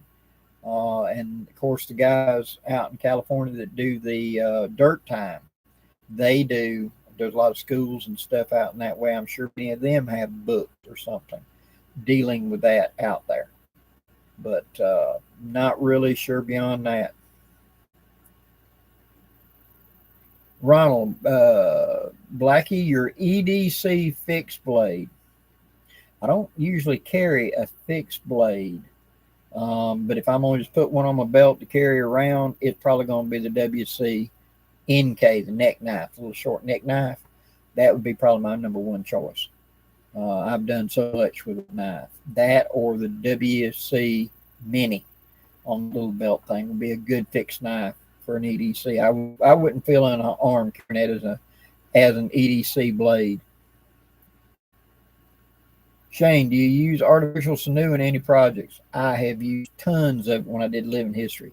I've sewed together leather projects. I've sewed together tons of stuff with it, split it down fine and do finer work with it, beating all of it. I have played a lot with artificial sinew.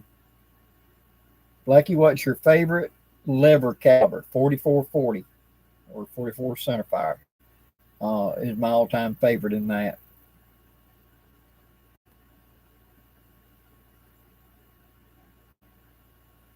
Would you rather fight a horse-sized duck or 10 duck-sized horse? I'd rather fight 10 duck-sized horses. They can kick real hard, but that beak on that big duck would be a problem. So I'd take the 10 horses. Tim Funk, good evening. Thanks for coming in. Anything goes, good evening. Bushcraft, good evening. Chuck, good evening.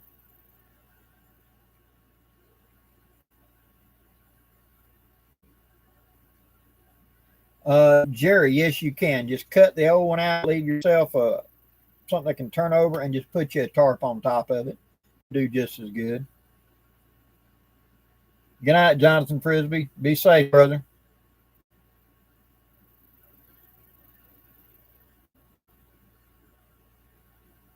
Edgar, yes, that's a decent knife too for that. Very strong.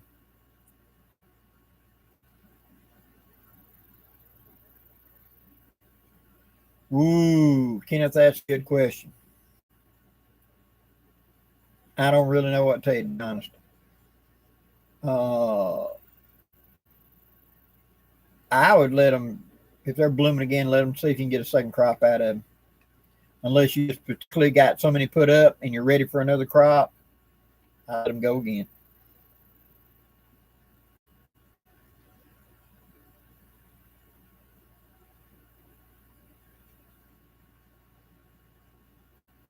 Adam and Eve, I compress Powerdex a lot. Is it dangerous to compress 777?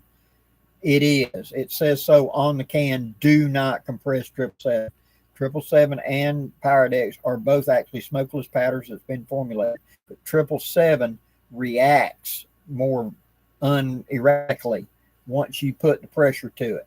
So I would recommend against it. You see a lot of these guys that are hollering online, oh, use a 777, get 1,000 feet per second out of your 1860 Army. You're pushing it in pressure. The more you compress it, the more like true smokeless powder it starts acting. it says on the box, do not compress. And so therefore I would recommend against it for that very reason. A little bit just to seat, that's fine. But those guys, no, you're just asking for trouble down the line. Ronald, Blackie, your personal camp axe of choice and sharpening stone. I've got a Norland canoe axe about that long, and I use a stand puck is what I use for mine. Yes, I did. Anything good. I said thank you whenever it happened.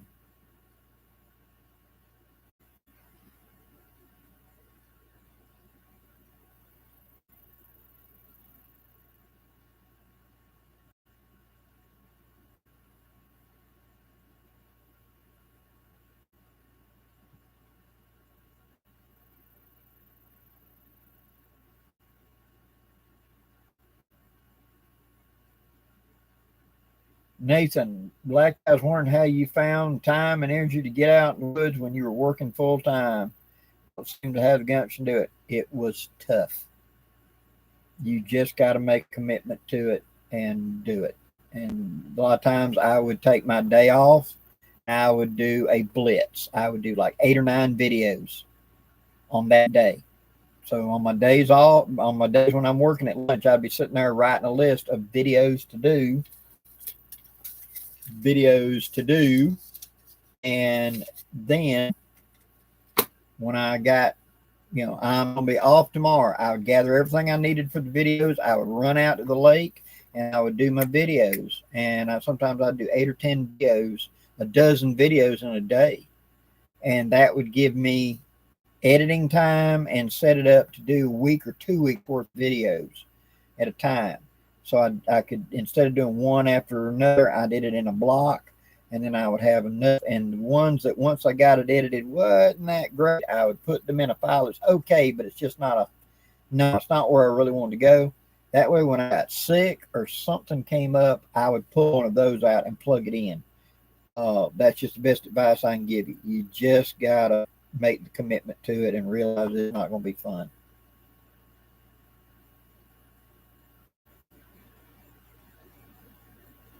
Ronald, Blackie, your notebook or pad of choice and pen?